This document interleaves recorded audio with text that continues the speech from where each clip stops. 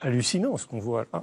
C'est fou cette affaire. Et je reviendrai peut-être sur les tests. Mais vous me dites que le masque ne sert à rien en ce moment? Pardon? Vous me dites que le masque ne sert à rien en ce moment? Oui, le masque ne sert à rien et je vais vous dire pourquoi. Je peux vous le dire. Bah, allez-y. C'est simple.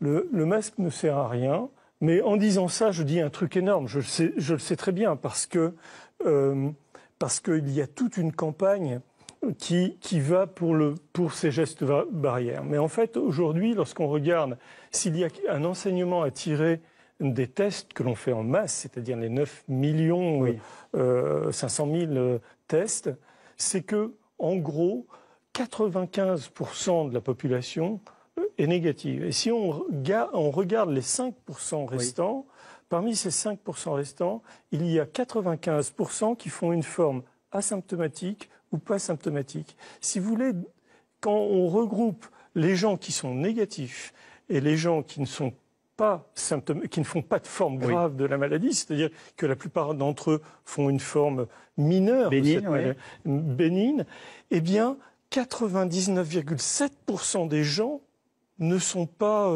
ni malades ni quoi que ce soit et ne peuvent même pas transmettre cette maladie. Donc, nous portons tous collectivement un masque, vous vous rendez compte ce que ça représente, des heures au boulot, avec un masque, etc. Donc c'est finalement quelque part un lourd tribut que l'on paye pour quelque chose de très mineur finalement. Et ce que je suis en train de dire, je sens bien en même temps que c'est très difficile. Ça ne peut que choquer, ça ne peut que choquer les gens. C'est votre analyse et je dirais votre intégrité professionnelle que vous mettez en avant. Oui, je mets ça et j'ai pas d'autre intérêt que de dire ce que je vois, les incohérences que je vois tout le temps depuis maintenant 6 mois. J'ai publié un article que j'avais envoyé à toutes les rédactions, c'était un communiqué de presse, qui décrivait exactement ce qui allait se passer.